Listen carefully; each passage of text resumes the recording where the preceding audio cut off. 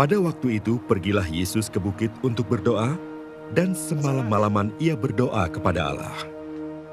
Ketika hari siang, ia memanggil murid-muridnya kepadanya, lalu memilih dari antara mereka 12 orang yang disebutnya rasul. Simon, yang juga diberinya nama Petrus, dan Andreas saudara Simon, Yakobus, dan Yohanes, Filipus, dan Bartolomeus, Matius, dan Thomas, Yakobus anak Alfeus, dan Simon yang disebut orang Zelot, Yudas anak Yakobus, dan Yudas Iskariot yang kemudian menjadi pengkhianat. Lalu ia turun dengan mereka dan berhenti pada suatu tempat yang datar. Di situ berkumpul sejumlah besar dari murid-muridnya dan banyak orang lain yang datang dari seluruh Yudea dan dari Yerusalem dan dari daerah pantai Tirus dan Sidon. Mereka datang untuk mendengarkan dia dan untuk disembuhkan dari penyakit mereka. Juga mereka yang dirasuk oleh roh-roh jahat beroleh kesembuhan. Dan semua orang yang banyak itu berusaha menjamah dia karena ada kuasa yang keluar daripadanya. Dan semua orang itu disembuhkannya. Lalu Yesus memandang murid-muridnya dan berkata, "Berbahagialah hai kamu yang miskin, karena kamulah yang empunya kerajaan Allah. Berbahagialah hai kamu yang sekarang ini lapar, karena kamu akan dipuaskan. Berbahagialah hai kamu yang sekarang ini menangis, karena kamu akan tertawa. Berbahagialah kamu, jika karena anak manusia orang membenci kamu, dan jika mereka mengucilkan kamu, dan mencela kamu, serta menolak namamu sebagai sesuatu yang jahat. Bersukacitalah pada waktu itu, dan bergembiralah, sebab sesungguhnya upahmu besar di surga. Karena secara demikian juga, nenek moyang mereka telah memperlakukan para nabi. Tetapi celakalah kamu, hai kamu yang kaya, karena dalam kekayaanmu kamu telah memperoleh penghiburanmu. Celakalah kamu yang sekarang ini kenyang, karena kamu akan lapar. Celakalah kamu yang sekarang ini tertawa, karena kamu akan berduka cita dan menangis. Celakalah kamu, jika semua orang memuji kamu, karena secara demikian juga nenek moyang mereka telah memperlakukan nabi-nabi palsu." Halo, selamat datang ke Legacy.tv bersama dengan saya lagi dan dua orang wanita yang berada di Kapernaum, kan? Yaitu Priscilla dan juga Dexlen. Dan kita ialah daripada grup yang dipanggil sebagai 3D dan Don't Deep, yaitu pengajian Alkitab setiap minggu, dan kami melakukan pengajian Alkitab di dalam Injil Lukas.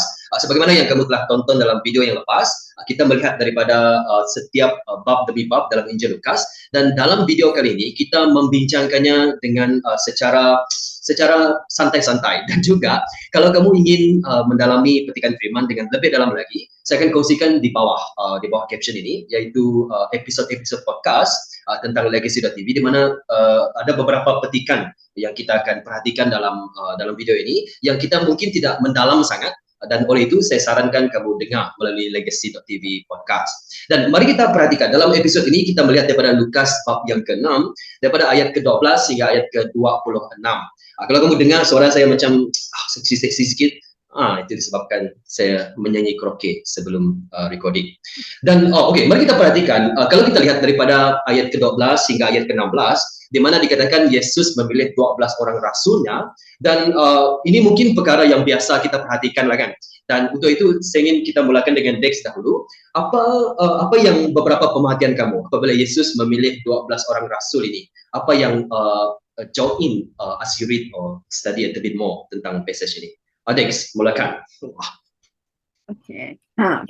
So, bila saya membaca kembalian dan juga dengan kita punya Bible study yang sebelum ini, ada beberapa perkara yang menarik lah. Dan saya rasa perkara yang paling menarik adalah perkara yang kita semua perhatikan, yaitu bila Yesus berdoa terlebih dahulu. Tapi saya mau menekankan yang perkataan berdoa semalam-malaman itulah. Maksudnya semalam-malaman dia tidak tidur the whole night, dan dia berdoa sebelum dia memilih.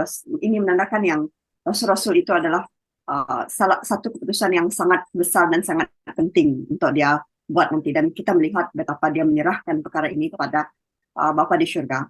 Dengan dia memerlukan pimpinan di dalam kemanusiaan dia tetap memerlukan kepimpinan dan juga bercakap secara pribadi dengan Allah Bapa di syurga untuk menentukan siapakah yang akan dia pilih. Maksudnya dia tidak memilih secara sembarangan, tetapi telah dipilih dengan very careful lah. Ya, it's not pilihan yang rawa, tetapi memang intentional lah, pilihan yang sangat intentional. Dan kalau kita perhatikan nama yang terakhir seringkali macam Yudas pengkhianat. Dan kita fikirkan, oh tidakkah tahu sebab Injil Lukas kan semua Injil ditulis selepas kejadian. Jadi pada ketika itu para murid yang lain ataupun rasul yang lain tidak tahu bahwa Yudas akan menjadi pengkhianat. Tapi dan sebagaimana apa yang Dex kongsikan tadi, this is pilihan yang bukan random kan, tetapi ianya secara sengaja. Dan ada orang bertanya, tidakkah Yesus tahu kalau dia pilih Yudas? Yesus tahu. Tetapi untuk kita mendalaminya dengan lebih lagi, itu juga sesuatu yang mungkin kita tidak boleh tahulah buat masa sekarang, tapi Yesus tahu. Itu juga sesuatu yang menarik yang saya akan kongsikan juga lah nanti. Pres, what about you tentang pemerhatian di sini? Ya, sama juga macam yang Dex katakan tadi, yaitu berkaitan dengan di mana Yesus dia meluangkan masa dia berjauhan daripada orang ramai itu dan mengambil masa untuk berdoa semalaman. Dan di sini saya dapat melihat betapa pentingnya doa itu bagi Yesus dan apatah lagi bagi kita kan, di mana sebelum dia membuat satu keputusan yang penting untuk memilih 12 orang rasul itu, dia meluangkan masa semalaman untuk berdoa bagi setiap keputusan yang dia akan ambil selepas itu lah. So ya, itu yang perkara pertama lah yang menarik perhatian saya, di mana kepentingan berdoa dalam setiap keputusan yang diambil. Dan itu bukan kali pertama yang kita perhatikan dalam Injil Lukas. Seringkali ada satu ketika, saya rasa dalam Lukas bab yang keempat, apabila Yesus sudah menjadi famous, ramai orang ingin datang jumpa dia sengaja pergi ke tempat yang sunyi dan Yesus berdoa. Itu sesuatu yang confirm kita perhatikan di sana. Dan juga saya terus pergi kepada aplikasi yang saya juga perhatikan, yaitu ianya secara tidak langsung kan menegur tentang diri saya sendiri. Adakah saya mengambil keputusan untuk berdoa? Kalau Yesus, sebagaimana teks katakan tadi, dalam kemanusiaannya, dia mengambil masa untuk berdoa. Dan Yesus adalah model untuk kita ikuti. Dan bagaimana dengan kita kan? Dan satu lagi perhatian yang saya perhatikan, serasanya banyak juga, nanti saya akan panggil teks lagi dan press sampailah habis poin yang kamu tulis, yaitu saya perhatikan bahwa nama-nama yang ditulis ini, yang 12 orang rasul yang dipilih ini, ianya saya perhatikan tidak berapa logik. Kerana latar belakang mereka berbeza, persepsi orang terhadap mereka berbeza, dan juga contohnya seorang yang bernama Simon, seorang patriot ataupun seorang pemberontak sebenarnya dipilih menjadi murid Yesus Kristus. Dan apabila saya perhatikan ini sesuatu yang tidak logik, pilihan yang tidak logik. Dan ini juga memberi sesuatu yang gambaran yang menarik tentang kita juga kan. Saya pikirkan tidak logik untuk Tuhan datang untuk menyelamatkan kita, malah memilih kita untuk menjadi muridnya. Tetapi itulah yang kita perhatikan yang menarik bagi saya lah tentang pilihan 12 orang rasul ini. Dex, ada lagi yang kamu perhatikan di sini? Dan selepas satu lagi yang saya perhatikan ialah lepas dia berdoa, dia panggil murid-murid dia. Maksudnya sebelum ini saya ingat 12 orang saja kan, tapi di sini ada murid-murid yang lain, dan dia memberi perkara ini di hadapan yang lain. Bukan dia panggil 12 orang itu kayak 12 orang ini datang dan dia bercakap secara tapi dia memberitahu perkara itu di hadapan mereka. Dan ini bagi saya dia mahu menyatakan pada murid, ini adalah orang yang saya pilih, rasul, dan mereka akan jadi ketua kepada kamu di hadapan mereka, itu bukan di belakang mereka. Itu yang saya lihat sesuatu yang interesting. Yap. Ya, pilihan itu ialah pilihan yang is a public pilihan, dan juga memberi authority juga lah dengan mereka kan. Bayangkan kalau kita memilih Dex jadi presiden untuk 3D for example, tapi senyap-senyap antara kita tiga saja. Jadi itu sesuatu yang mungkin orang tidak puas hati ataupun banyak persoalan, but Yesus melakukannya. It is authority Yesus lah untuk memilih 12, tapi pada masa sama juga di hadapan orang lain. Oh, interesting, good point dekat sana. How about you, Pres? Perlukah saya komen setiap itu kan, minta maaf ya? Satu lagi yang menarik perhatian saya ialah apabila Yesus dia telah memilih 12 orang rasul itu, di mana kita tahu kan tugas para rasul itu adalah untuk meneruskan legasi ataupun pelayanan Yesus, dan juga turut memberitakan kebenaran kerajaan Tuhan itu kepada orang ramai.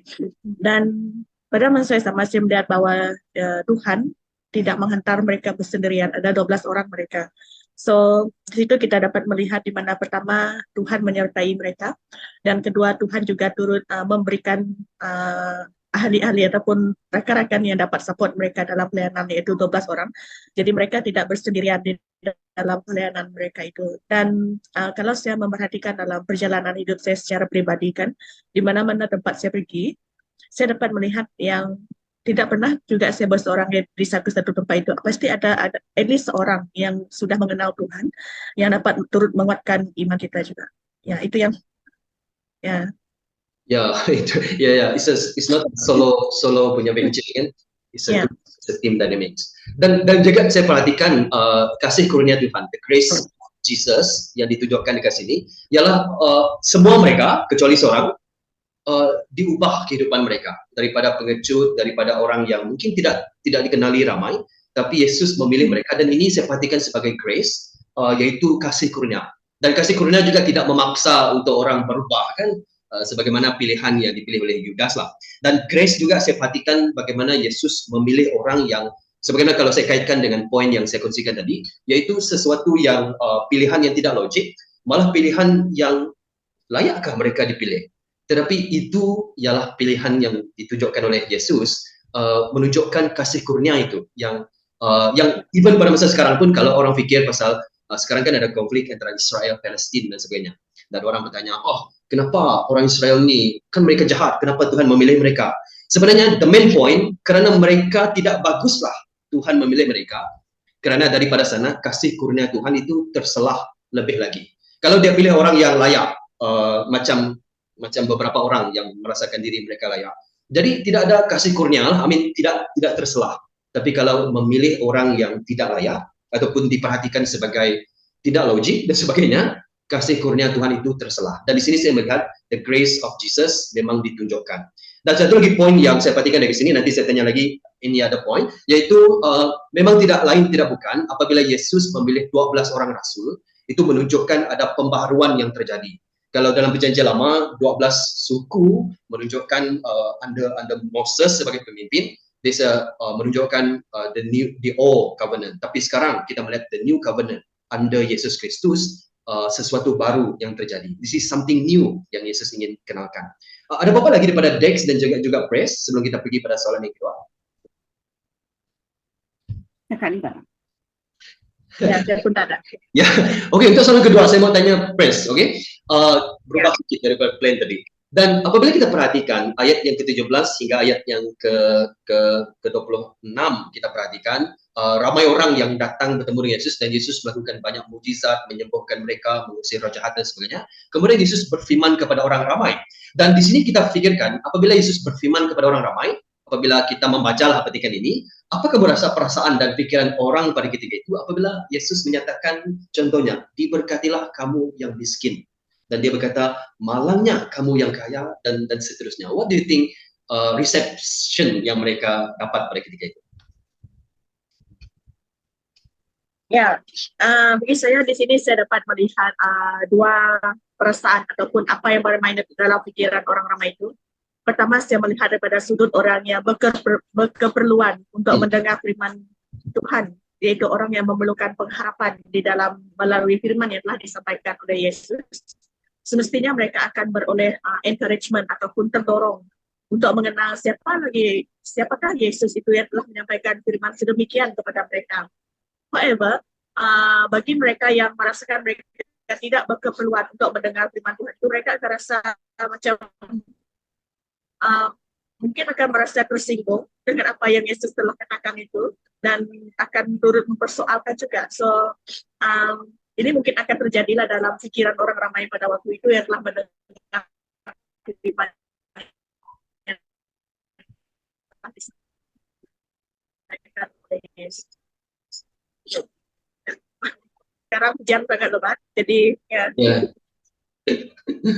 Yes. Thank you very much, Pres. How about you, Dex? What do you see? What do you think about this? Saya macam Pres juga, saya melihat kepada dua perspektif lah. Perspektif pertama ialah bagi yang mendengar pada saat itu, mungkin mereka akan terus bersemangat untuk mengikuti Yesus. So mereka rasa, wow, saya ada sukacita yang besar lah daripada firman yang Tuhan Yesus sampaikan kepada mereka itu, terutama yang kepada yang betul-betul miskin pada saat itu, yang betul-betul kelaparan, dan mereka rasa mereka sangat perlu berkecukupan dari segi fizikalnya itulah. Pas itu dan bila Yesus menyatakan yang diberkatilah kamu apabila orang membenci kamu, menyingkir kamu, menghina kamu, dan karena anak manusia kan. So saya rasa mereka ada satu, dan kemudian verse 23 dia kata bersukarialah.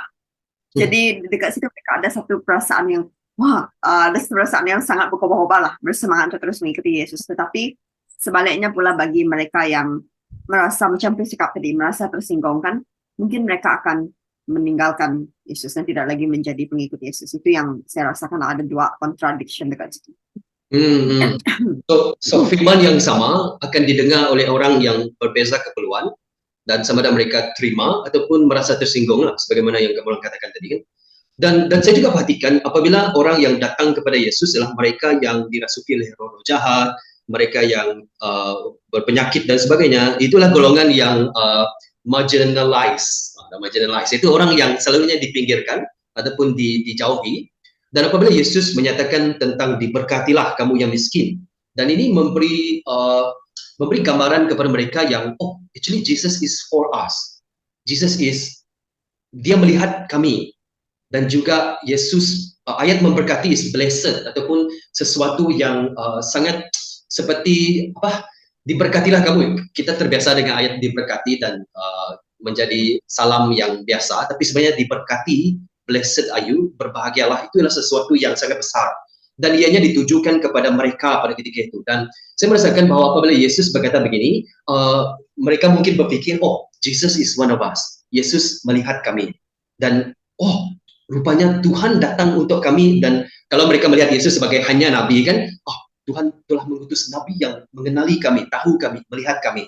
Dan juga apabila Yesus berkata begini, Jesus is different.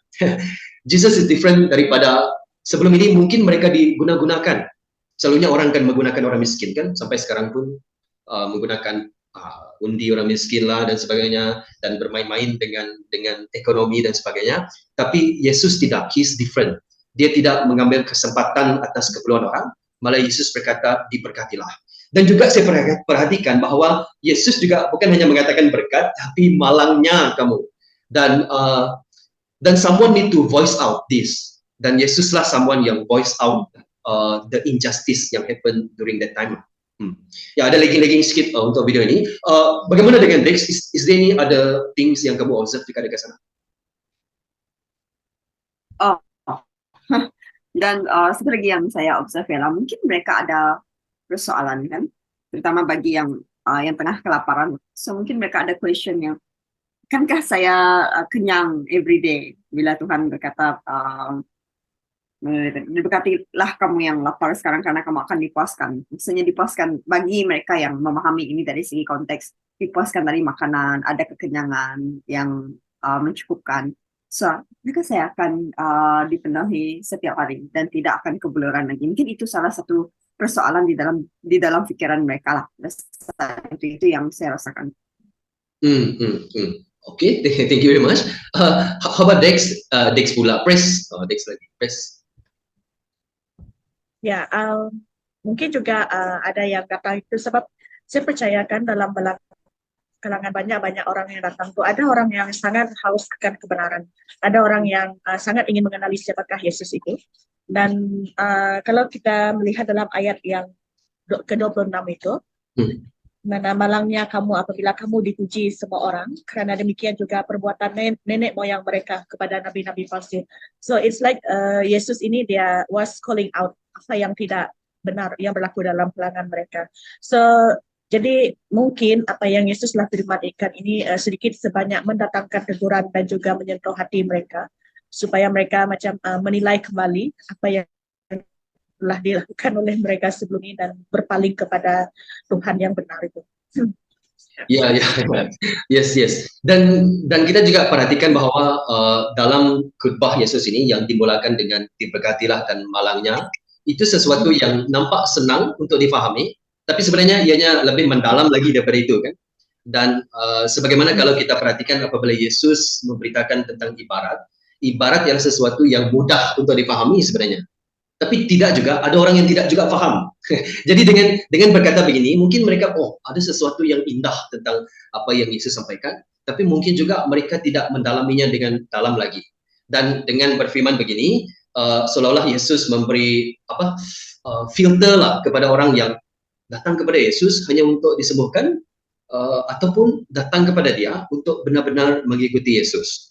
Dan sebab Yesus menjadikan segala petikan firman ini tentang dirinya, kan apabila dia berkata tadi, ayat yang ke-22, diberkatilah kamu apabila orang membenci kamu, menyingkir kamu, menghina kamu, dan menjahatkan namamu. Mungkin mereka, oh betul lah, aku telah dianiaya, dan kita, oh ya, aku juga dibenci oleh rakan-rakan sekolah saya, dan sebagainya.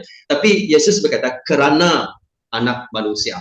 Dan itu menjadikan Yesus sebagai the center of petikan firman ini. Dan betulkah kamu mau ikut Yesus? Do you want to follow him? Sebab there is things yang mereka harus pikirkan sebelum meneruskan untuk mengikuti Yesus lah. Dan kita kena sedar yang ada 12 murid juga baru kena pilih kan, dapat jawatan, lepas tu terus dapat apa mau kita pakai ni, kontrak ataupun kalau kamu jadi pengikut Yesus Kristus, kamu harus jadi macam ni. So pikirkan dulu lah sebelum jadi rasul. Oke. Sebelum kita pergi pada soalan seterusnya, is ini lagi penambahan yang menarik lagi. Maybe something come to your mind as we listen to each other. Praise, Dex. Saya belum ada soalan sesekali. Mungkin nanti akan. Yes. So jadi Dex ada apa-apa lagi di sini? Tak ada. Ya, so apabila let us get in personal, more personal dengan persoalan tadi kita cakap pasal orang lain. Okay, maybe sekarang apabila kita mendengar firman Yesus ini, lebih lagi daripada ayat ke-20 hingga ayat ke-26, dipanggil sebagai the beatitude, yaitu berkat dan juga malangnya. What are something yang memberi mungkin semangat untuk kamu ataupun menegur kamu pada ketika ini? Mungkin kita mulai daripada Dex dan Press dan nanti saya akan kembali. Saya dulu. Yep. Okay. Ya, saya baca salah nomor 3 ni kan. Terus saya teringat yang Bible study yang minggu satu lagi lah. Bila kita diminta untuk mencari tentang panggilan Tuhan Yesus. So saya buat Lukas 5 dan 6. Jadi bila saya baca balik Lukas 6 tu, ayat verse 22 dengan 23 itu memang betul-betul menegur saya dalam pada masa yang sama. Dia menggalakkan saya juga. So masa saya baca tu kan terus, wah, faham tak ada satu spark di dalam hati kamu yang kamu tertegur. Selama ni kan benda tu macam biasa-biasa je. Okay, saya faham maksud Tuhan, tetapi dia tidak menegur kamu yang begitu ada spark lah di dalam hati saya. So masa tu bila saya membacakan, oh, kalau dia memberi saya satu semangat yang galakan yang sebagai pengikut Yesus, saya tidak perlu malu ataupun saya tidak perlu takut untuk berkongsi tentang Yesus pada orang lain. So saya ada ketakutan menerima feeling of rejection tu lah. Dia macam kalau kamu bersemangat silahkan mau cerita dengan orang yang contohlah orang yang sama rakan-rakan kamu ataupun mereka yang bertanya dengan kamu, tapi kamu bersemangat. Lepas tu mereka pula cakap, tahukah kamu yakin gak apa yang kamu cakap? Dan kemudian mereka akan kata pandai-pandai sejak kamu. Macam itulah. So dia memberikan semangat untuk it's okay to be rejected because this is not about me. Macam kerana this is about someone yang begitu besar yang saya mahu kongsikan tentang. It's about him, not about me lah. Dia bukan mereject saya, dia mereject pribadi yang saya cuba ceritakan. So dia dalam pada masa yang sama juga dia memberi teguran yang pada saya untuk tidak takut akan rejection. Yep.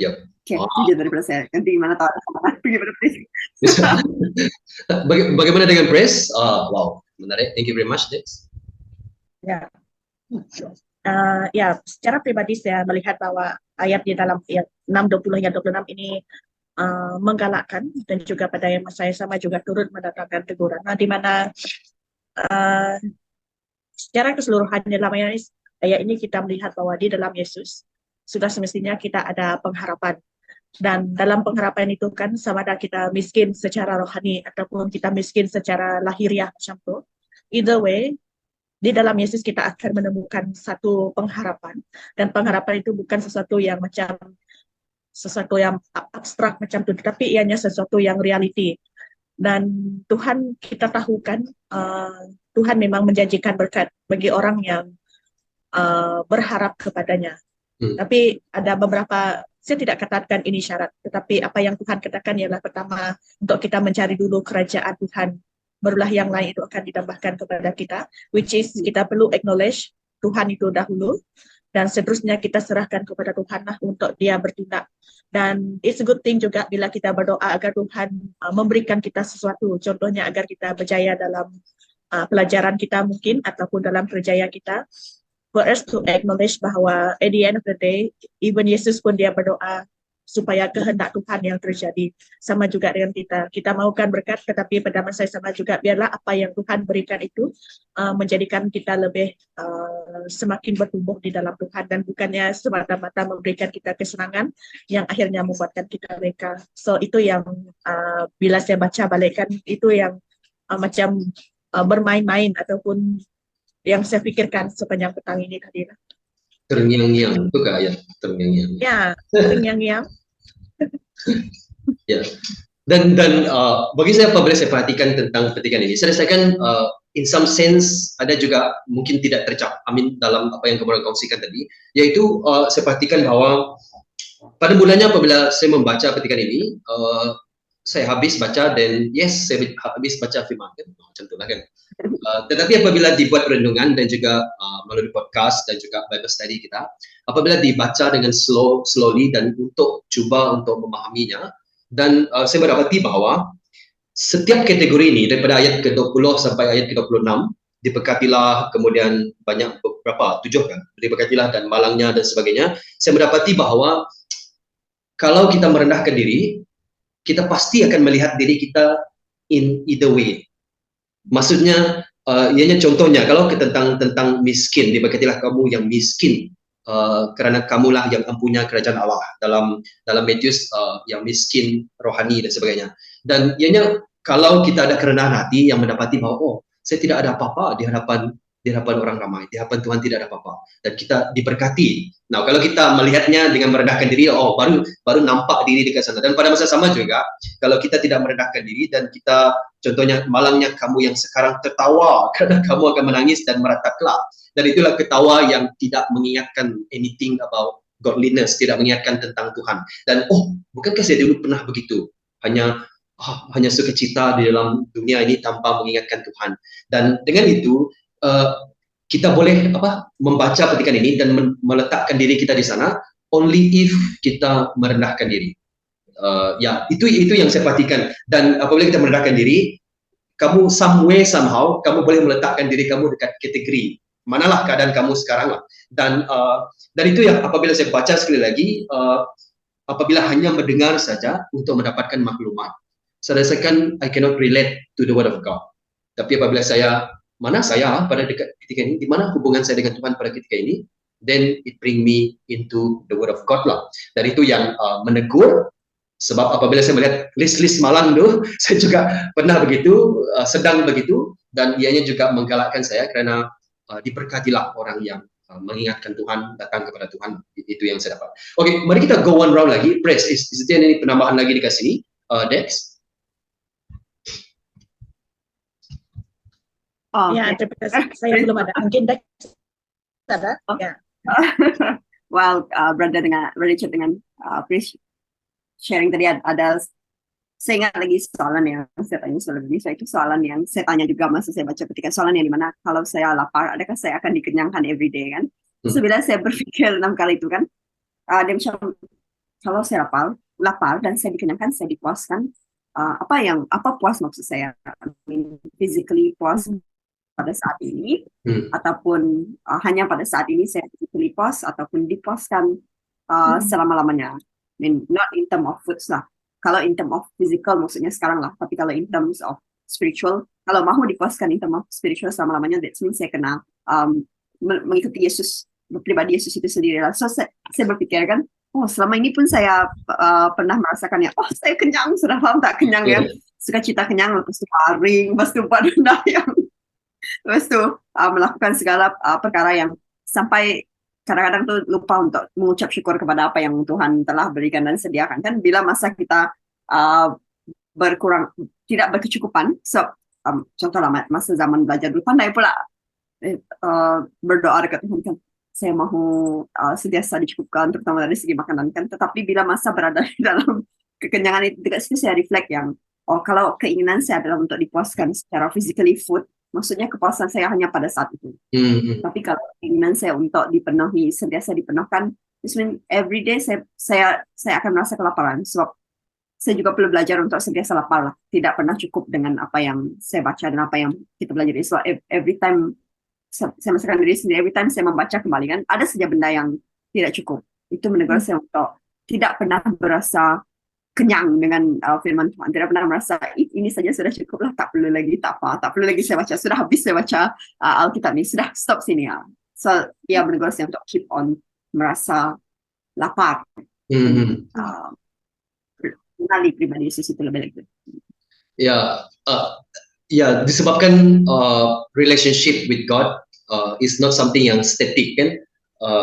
Kita ikut sekarang, tapi selalunya orang cakap dalam masyarakat Iban kita kan, mereka cakap nak perlulah saya pergi sana lagi, saya sudah dibaptis. Wow. But itu harus tidak sepatutnya menjadi hal yang kerana dahulu, tapi sekarang how? Macam mana? Adakah kamu terus haus akan firman Tuhan? Adakah kamu terus lapar akan Tuhan? Adakah kamu menangis kerana kamu mahu supaya hadirat Tuhan itu ada bersama dengan kita? Dan satu lagi saya perhatikan sebelum saya pergi kepada kesimpulan kita ialah saya perhatikan bahawa nilai yang dinyatakan oleh Yesus ini sangat-sangat bertentangan dengan nilai kepercayaan orang pada ketika itu. Ada orang fikir, kalau kamu cukup segala-galanya, kamu diberkati. Tapi Yesus katakan tidak, kalau kamu miskin, diberkatilah kamu. So, ini memberi pemikiran yang baru dalam bahasa Inggris is paradigm, the way to think about things. Dan ianya juga harus menegur kita untuk melihat keadaan sekeliling kita. Tidak semestinya kita harus bertentangan dengan semua prinsip dunia, tidak, bukan itu maksudnya. Tapi kadang-kadang kita juga harus melihat, kalau orang marah dengan sesuatu, adakah kita juga turut marah? Apabila orang boykot sana sini, contohnya, adakah kita juga turut boykot? But you see, tapi kita punya nilai is berbeza. People want to kill, we need to love. Dan itu prinsip yang berbeza yang hanya boleh dilakukan melalui kasih karunia Tuhan dan by the grace of God. Dan nilai ini berbeza kerana dunia mengikut cara dunia, tapi kalau kita mengikut Yesus Kristus, kita mengikut prinsip Yesus Kristus. Sukar kalau dilakukan dengan kekuatan sendiri, senang apabila dilakukan dengan Roh Kudus Tuhan. Dia yang begini, dia yang memberi firman ini, dia juga yang akan menguatkannya. So that's why firman Yesus ini ialah firman yang keras bagi orang yang tidak menggunakan kekuatan sendiri, tapi ianya senang untuk dilakukan apabila kita menggunakan kuasa ataupun rohnya. Nah, mari kita pergi pada kesimpulan. So a bit weird, potongan kita punya perbincangan ini dia tidak habis firman Yesus dalam Lukas bab yang ke-6, but setakat ini what are something yang kamu ingin to take away daripada discussion kita ini as we close our discussion. Mungkin kita bermula dari Pres dulu, macam dah berfikir ya. Kemudian saya dan lepas itu Dex.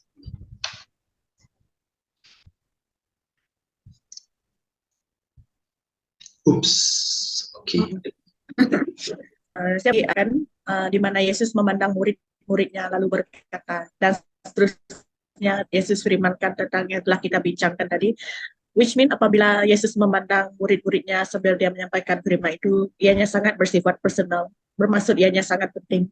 Dan apabila firman ini turut disampaikan kepada kita, dan bila saya baca balikkan betapa seriusnya setiap firman yang telah disampaikan oleh Yesus itu, dan apa yang dapat saya simpulkan di sini ialah supaya jangan leka, sama ada dalam kesenangan, bukan saja kesenangan saja, malah dalam kesusahan juga boleh membuatkan kita leka, karena kita kena macam mana, kita ada kecenderungan untuk going round the circle, untuk kita macam mana kita mau keluar dari itu macam orang dalam circle itu. So jangan leka, kerana hanya di dalam Yesus saja kita ada kepenuhan yang tidak dapat kita temukan di dalam dunia. Dan yang kedua ialah berkaitan dengan perkara doa itu tadi. Sama juga dalam aplikasi kita kan, dalam sebuah organisasi di mana kita sentiasa merujuk kepada orang yang ada authority, orang yang ada kuasa di atas kita. contohnya ialah ketua kita di jabatan kita kan, kita akan tanya dia punya kelulusan, kita akan tanya dia punya pendapat sebelum kita membuat sesuatu keputusan. Dan dalam kehidupan kita, keiman kita kan sangat penting juga untuk kita to seek the authority daripada Tuhan. Jangan, sangat baguslah kalau kita tidak melakukan apa-apa keputusan tanpa kita melibatkan Tuhan terlebih dahulu, karena pimpinan daripada Tuhan itu sangat-sangat diperlukan, apatah lagi pada masa sekarang. Nah, yes, wow, menarik kan? I mean, if we talk about prayer next time, Lord, biarlah kami ingat balik tentang petikan ini, sebab nanti kita akan baca dalam Injil Lukas yang lain yang menunjukkan tentang doa. Contohnya dalam Lukas bab yang ke-11 lah. That's a very great point yang Pres kongsikan juga tadi tentang berdoa. Dan saya mendapati bahwa kalau saya pergi kepada firman Yesus Kristus ini, saya mendapati bahwa janji yang Yesus kongsikan dengan kita, kadang-kadang orang berpikir, oh, kalau sebagai Kristian, kelak di surga nanti baru dapat. Contohnya, di surga nanti baru dapat masuk kerajaan Allah. Di surga nanti baru semuanya didapat. Tapi tidak. Sebenarnya mengikuti Yesus kedua-duanya. We win here and we win there. Maksudnya empunya kerajaan Allah itu bukan suatu hari nanti, sekarang. Sekarang kita menjadi anak-anak Allah. Sekarang dia akan dipuaskan. Sekarang kita akan bersukaria. Maksudnya walaupun dalam penganiayaan. Karena mungkin suatu hari nanti saya rasakan di Malaysia lah. Prediction bukan nabi, saya just prediction. Kita di Malaysia suatu hari nanti kita akan mengalami penganiayaan. Suatu hari nanti, there will come a time di mana we must make decision either to compromise ataupun follow Jesus. Dan apabila kita follow dia, akan ada penganiayaan terjadi. Ada setengah daripada kita mungkin akan dipenjarakan, ada yang akan mati kerana iman dan sebagainya. Oh, macam serius betul sebenarnya. Tapi stay along, sebab walaupun kita akan dianiaya, kita akan ada sukacita. Dalam menangis, kita ada harapan. Kalau kita hidup, kita bergembira dengan Tuhan Yesus Kristus. Kalau kita mati, kita ada harapan. Dan ini yang saya perhatikan bahwa memang Yesus katakan di syurga, kelak dan sebagainya. Tapi janji ini juga untuk kita sekarang. Kita memerlukan sukacita sekarang. Kita memerlukan janji Tuhan sekarang. Dan walaupun terjadi dalam kehidupan kita, hujan, sekarang kan musim hujan. Hujan turun kepada orang percaya dan juga kepada orang tidak percaya. Angin ribut terjadi kepada orang dalam perahu bersama dengan Yesus dan juga orang di luar yang tidak bersama dengan Yesus. Tapi kita ada Yesus, kita ada harapan. Dan itu yang saya perhatikan melalui ajaran Yesus inilah, daripada ayat ke-20 hingga ayat ke-26. Bagaimana dengan teks untuk penutup kita? Oke, saya masih marah ya, susah juga ayatnya. Oke, kalau saya melihat kepada